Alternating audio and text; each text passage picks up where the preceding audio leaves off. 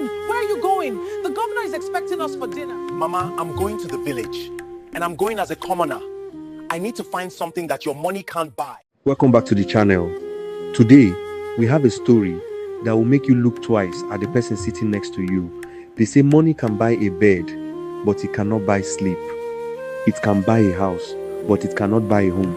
And for Chidi Bankole, money had bought him everything, except the one thing his soul was thirsty for. We begin in the heart of Lagos, Ikoyi to be precise. The land where the soil smells like imported perfume and the gutters are lined with gold. Chidi Bankole, the only son of Chief Bankole, was the Prince of Lagos.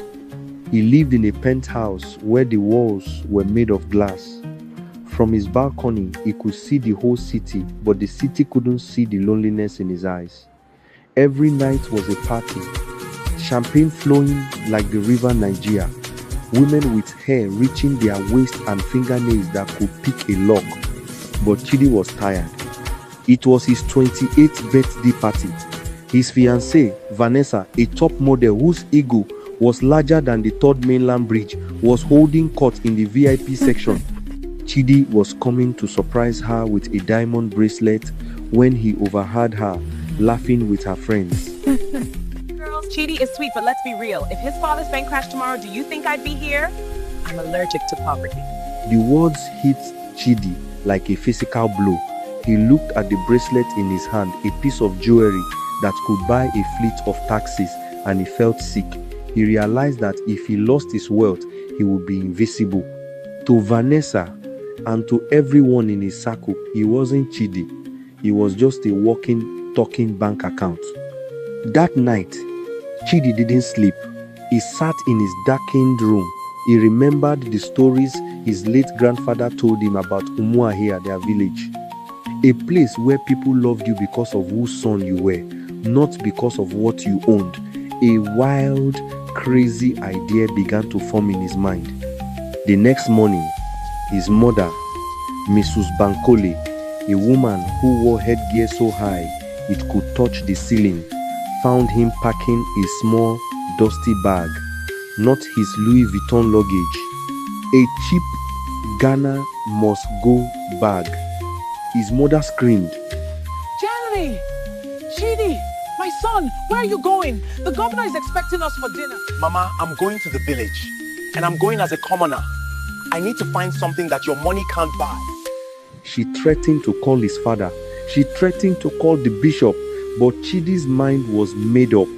He cut off his signature dreadlocks, took off his Rolex, and left his phones on the marble kitchen island. He walked out of his mansion with only 50,000 naira in his pocket, just enough for the bus fare and a few days of bread.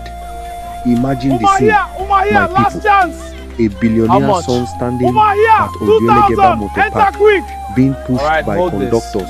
Chidi climbed into a luxurious bus that smelled like smoked fish and sweat.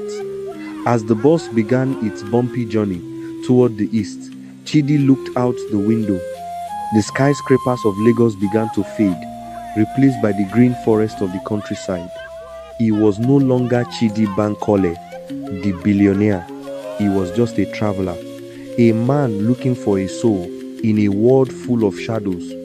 But little did he know, the village had its own challenges. And the girl he was about to meet, she didn't have time for city boys, rich or poor. After 14 hours on a bus that shook his very soul, Chidi stepped off onto the red earth of Umuahia. The air was different here. It didn't smell like diesel and ambition. It smelled like wood smoke and rain. But Chidi looked like a fish out of water. His skin was too smooth. His poor man clothes were too clean. And he was holding his bag like it contained gold. He walked to his late grandfather's compound. It was a ghost of its former self. The roof was leaking, and the yard was overgrown with weeds taller than a man. That first night, Chidi slept on a wooden mat. There was no AC, only the frantic buzzing of mosquitoes singing happy birthday in his ears. By the third day, hunger began to bite. He had money, but he couldn't spend it. He had to look poor. Chidi decided to go to the communal farm to find work. My people, it was a disaster. A man who only knew how to swipe credit cards was now trying to use a hoe. Within 30 minutes, his palms were covered in blisters. The local village boys were laughing at him. Hey, city boy, are you dancing with the soil or are you digging it? Even my grandmother holds faster than you. Discouraged and dizzy from the scorching sun, Chidi headed to the village stream to wash his face. He was so exhausted that his foot caught on a tree root. He went flying. He landed face first in the mud, right at the feet of a woman filling her clay pot. Chimbo, young man, are you trying to catch fish with your teeth? Or is this how they say hello in the city? Chidi looked up, wiping mud from his eyes, and there she was, Adaugo. She wasn't wearing makeup like Vanessa. She didn't have a Brazilian wig. Her hair was woven in simple, neat cornrows. She wore a simple wrapper and a faded t-shirt, but her eyes held a fire that Chidi had never seen before. She was the most beautiful thing he had ever laid eyes on. I slipped. I'm new here. I'm looking for work. You look like you've never carried anything heavier than a loaf of bread. I am Adaugo, the daughter of Mazi Okafor. She didn't pity him. Instead, she handed him her heavy water pot. If you want to be a man of this village, carry this to my father's house. Then maybe I will tell my mother to give you some roasted yam. Chidi's back felt like it was going to snap.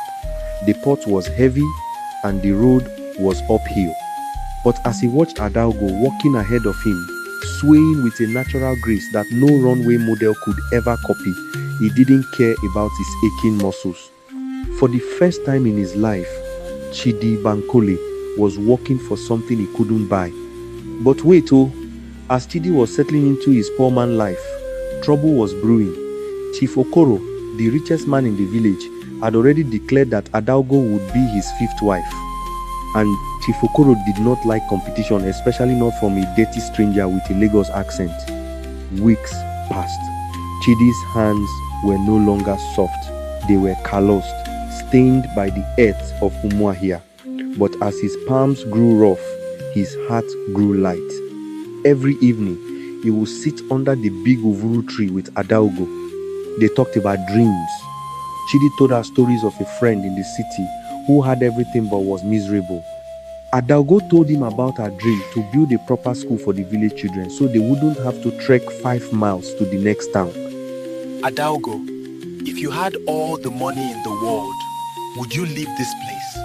I want to make here better. But you talk like a man who has seen the world. Why are you really here? Chidi almost told her the truth was on the tip of his tongue. But before he could speak, a shadow fell over them. It was Chief Okoro. He arrived not on foot, but in a dusty white SUV that looked like a monster in the middle of the village. He was draped in heavy gold chains, and his stomach was so large, he looked like he was carrying a secret. Chidi stood up.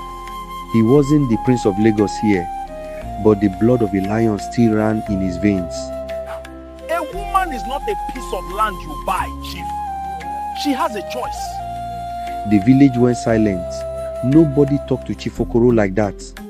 The chief laughed, but his eyes were cold as a snake's belly. The next morning, the village crier's gong woke everyone up. Gong, gong, gong. The king's sacred crown was missing from the palace. And who was the first suspect? The stranger, the poor boy from Lagos who nobody knew. Chief Okoro had paid the palace guards to plant a piece of the king's jewelry in Chidi's tattered bag. The youth of the village, fueled by Chief Okoro's gain, dragged Chidi to the village square. They beat him, they mocked him, they called him a thief. Chidi looked toward the crowd, his face bruised. He saw Adaugo. Her father was pulling her away, telling her to stay away from a criminal. But Adaugo broke free. She ran and stood in front of Chidi, shielding him from the angry mob. Just as Chief Okoro was about to order the final punishment, the ground began to shake. 3 black SUVs with tinted windows and Lagos license plates roared into the village square. A woman stepped out of the lead car. She was dressed in a lace outfit that cost more than all the houses in the village combined. It was Mrs. Bankole. She saw her son bleeding on the ground and let out a scream that could wake the ancestors. Chidi, my son, my billionaire son, what have they done to you in this bush? The silence that followed was so heavy you could cut it with a knife. Adaugo stepped back, her eyes wide with shock. She looked at Chidi, the man she thought was a struggling laborer, and then at the convoy of wealth behind him. The poor boy was a prince, and the betrayal Adaugo felt in that moment was deeper than any ocean. The word billionaire echoed through the market square like a thunderclap. Chief Okoro's jaw dropped so low it nearly touched his gold chest plate. The villagers who were just moments ago throwing stones now began to wash their hands in shame. But Chidi didn't look at the crowd, he didn't look at his mother. He looked only at Adaugo. Adaugo's face wasn't filled with joy to find out her lover was rich. No, my people, her face was filled with a deep, cutting pain. To her, every kiss, every shared dream, every secret whispered under the Uvuru tree now felt like a lie. She felt like a character in a movie he was directing for his own amusement. I was just an experiment. A way for the rich boy to see how the small people live. She turned and ran. She didn't look back, not even when Chidi called her name. Chidi refused to get into his mother's car. He sent her to the local guest house and spent the night in his grandfather's hut one last time. He didn't sleep. He spent the night writing. The next morning, the village was transformed. Chidi didn't leave. Instead, he made a phone call.